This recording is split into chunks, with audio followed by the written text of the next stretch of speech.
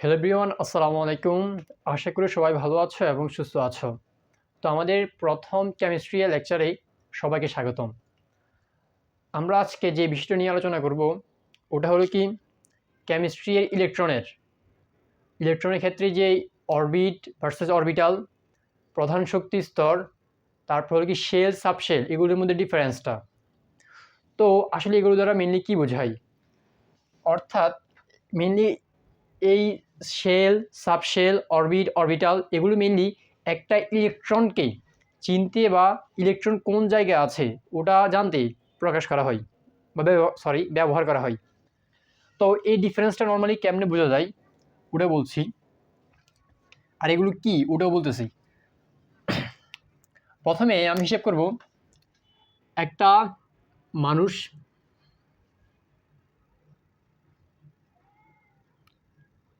আর আর electron, এই দুটোর মাধ্যমে আমরা ডিফারেন্সটা বুঝবো। তো মানুষের ক্ষেত্রে মানুষের যে থাকার জায়গাটা ওটাকে আমরা বলি কি হোম নর্মালি। একটা মানুষ সাধারণত এটা বাসে থাকে, আর ইলেকট্রনের ক্ষেত্রে ওই স্থানটা মানুষ যে বাসে থাকে আর ইলেকট্রন থাকে নর্মালি এটা পরমাণুতে, ধরলাম অ্যাটম পরমাণু। তো ধরো একটা মানুষ থাকে,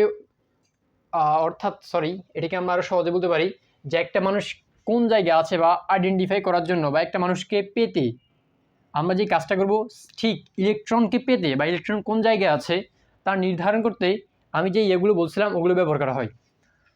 তো মানুষের ক্ষেত্রে একটা মানুষকে পাওয়ার জন্য ধরলাম হোম, আর ইলেকট্রনের ক্ষেত্রে তার স্থানটা হল কি অ্যাটম বা পরমাণু।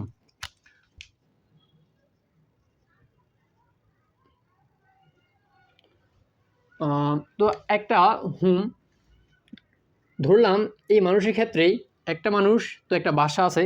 তো এই বাসাটা নর্মালি ধরলাম কি আমরা ঢাকা সিটির কোনো একটা বাসা।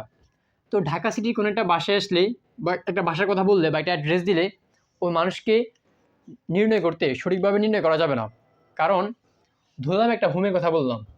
তো একটা হোম কয় তলা হয় নর্মালি? 7-8 তলা বা 5 তলা অথবা 6 তলা। তো এই সবগুলো তলায় তো একটা মানুষ থাকতে পারে না, হয় যে কোনো একটা ফ্লোর থাকে। তো ফর্সে ওই ফ্লোরটা হলো কি, ধরলাম যে একটা মানুষ আছে যে 3rd ফ্লোরে। তো আর ঠিক ইলেকট্রনের ক্ষেত্রে ওটাকে প্রকাশ করা হয় অ্যাটম, ওটাকে প্রকাশ করা হয় কি মেইনলি শেল অথবা প্রধান শক্তিস্তর।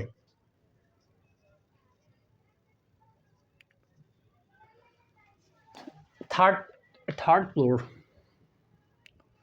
তো 3rd ফ্লোর বললে একটা ফ্লোরে নর্মালি কয়েকটা অ্যাপার্টমেন্ট থাকে অথবা কয়েকটা বাসা থাকে আর কি। মানে বাসা বলতে এটা বোঝাচ্ছি যে আমি 3 তলায় আসলাম, তো 3 তলার মধ্যে কয়েকটা বাসা থাকতে পারে, যে 3A 3B বা ফ্ল্যাট নং বা অ্যাপার্টমেন্ট নং। অথবা ধরতে পারো একটা বিদ্যালয়ের বা একটা কলেজের কোনো একটা ফ্লোরে গেলাম, 3rd ফ্লোরে গেলাম। 3rd ফ্লোরে গিয়ে শুধুমাত্র আমি একটা ক্লাসরুম পাবো না, কয়েকটা ক্লাসরুম পাবো। হয় ক্লাস 6 7 8 9 10 অনেকগুলো ক্লাসরুম পেতে পারি একটা ফ্লোরে। ঠিক 3rd ফ্লোর, এই একটা ফ্লোরের মধ্যে কিন্তু একটা রুম না বা একটা বাসা না। এটাকে আর একটু ওই মানুষটাকে চিনতে বা খুঁজে পেতে আর একটু ডিপলি আলোচনা করলে, ধরলাম কোনো একটা ফ্ল্যাট নং, ওই ফ্ল্যাট নংটা ধরলাম 3A অথবা তুমি ধরতে পারো 3B, অর্থাৎ তিন 3 নম্বর তলার 3A বাসা অথবা 3B বাসায় ওই মানুষটা থাকবে। আর ঠিক এই শেলের ক্ষেত্রে ওটা হয় কি, তারপরে শেল থেকে আরেকটু ডিপলি খুঁজতে হলে আমরা যাই নর্মালি সাবশেলে। সাবশেল সাবশেল আচ্ছা হ্যাঁ, তো আমরা ধরলাম 3rd ফ্লোরের একটা বাসায় আসলাম 3A। তো 3 একটা বাসায় ঢুকলাম, একটা বাসায় ঢুকে কোনো একটা মানুষকে যদি আমরা খুঁজে পেতে হয়, তো আমরা একটা বাসাতে ইনস্ট্যান্ট ঢুকলেই তাকে খুঁজে পাবো এমন কোনো ইয়া নেই, যে ওই পুরো বাসায় তো একটা মানুষ থাকতে পারে না। একটা বাসাতে কয়েকটা রুম থাকে, যে কোনো একটা রুমেই ওই মানুষটা থাকার সম্ভাবনা খুব বেশি। তারপর ধরলাম ও মানুষটা ধরলাম একটা রুম, কর্নার রুম। এই কর্নার রুমে কোনো একটা ব্যক্তিকে বা এই মানুষটাকে খুঁজে পেতে পাওয়ার সম্ভাবনা অনেক বেশি। ঠিক ইলেকট্রনের ক্ষেত্রে একটা ইলেকট্রনকে পাওয়ার সম্ভাবনা খুব বেশি হয় নর্মালি অরবিটালি, অর্থাৎ অরবিটাল হলো কি শক্তি স্তরে এমন একটা জায়গা মানে যেখানের মধ্যে একটা ইলেকট্রন থাকার সম্ভাবনা খুব বেশি। আচ্ছা, আরেকটা কথা, প্রধান শক্তি স্তরকে অরবিটও বলা হয়। অরবিট অরবিট আর অরবিটালের মধ্যে ডিফারেন্সটাকে এবার সহজে বোঝানো যাবে। তা হলো শেল বা অরবিট, এটা হলো কি নর্মালি বলে এটাকে বলা হয় অনুমোদিত কক্ষপথ। অনুমোদিত কক্ষপথ অর্থাৎ এই কক্ষপথটায় একটা ইলেকট্রনের থাকার জন্য, আচ্ছা ধরলাম একটা কক্ষপথ ধরলাম ফরসিট একটা পুরোটা কক্ষপথ, তো এই কক্ষপথের যে কোনো একটা স্থানে হয়তো ইলেকট্রন থাকবে। ধরলাম একটি ইলেকট্রন থাকবে অথবা থাকার সম্ভাবনা অনেক বেশি। ধরলাম এই স্থানটায় কোনো একটি ইলেকট্রন থাকার সম্ভাবনা খুব বেশি। এই পুরো স্থানটা হলো কি আমার অনুমোদিত কক্ষপথ, এই ব্লু কালারটা। আর যে ব্ল্যাক কালার দিয়ে যে এরিয়াটা আমি নির্দেশ করছি ওইটা হলো নর্মালি অরবিটাল, অর্থাৎ এই স্থানে কোনো একটা ইলেকট্রন থাকার সম্ভাবনা খুব বেশি। ধরলাম এটা পুরোটা যদি হয় থার্ড ফ্লোর আর কর্নারের রুম, বা এটা হলো একটা কর্নারের রুম, থার্ড ফ্লোরের একটা বাসা কর্নারের রুম, অর্থাৎ এই জায়গায় ওই মানুষটাকে পাওয়ার সম্ভাবনা অনেক বেশি অথবা একটা ইলেকট্রনকে পাওয়ার সম্ভাবনা অনেক বেশি। তো এই ক্ষেত্রেই আরেকটা বিষয় আছে, ওটা হলো কি একটা ইলেকট্রন নর্মালি একটা অরবিটালে কীভাবে থাকে ওটা জানার দরকার নয় অবশ্য, তাও বলে দিচ্ছি। একটা মানে এসএসসি লেভেলে নর্মালি এটা তেমন দরকার হয় না। একটি ইলেকট্রন তার কক্ষপথে তার অরবিটালের মধ্যে হয় ক্লকওয়াইজ থাকে অথবা অ্যান্টি ক্লকওয়াইজ, এই দুইভাবে থাকতে পারে। এখানে দুইটাই, একটা হয় কি ক্লকওয়াইজ আর অ্যান্টি ক্লকওয়াইজ। আর ঠিক আর মানুষের ক্ষেত্রে তুলনা করলে হয় ধরো একটা মানুষ আছে, ওই রুমটায় গেলাম,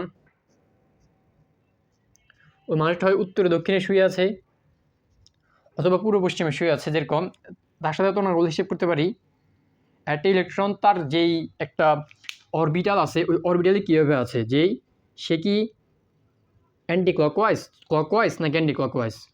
তো আমি পুরোটাকে একসাথে সামারি করলে হতে পারে ইলেকট্রন আর একটা মানুষ। ধরে আমার ক্ষেত্রে মানুষ হিসেবে একটা মানুষ থাকবে কি হোমে, ইলেকট্রন থাকবে একটা পরমাণু বা অ্যাটমে।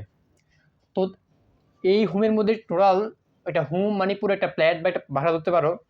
ওই বাসার মধ্যে থার্ড ফ্লোরটা হলো কি তার থাকার একটা অনুমোদিত জায়গা, অর্থাৎ সব পুরোটা বাসার মধ্যে 5 অথবা 6টা তালা আছে, সবগুলো তালায় তো থাকতে পারবে না। ধরুন থার্ড ফ্লোরে সে থাকতে পারবে, অথবা থার্ড ফ্লোরটা হলো কি তার থাকার জন্য অনুমোদিত জায়গা।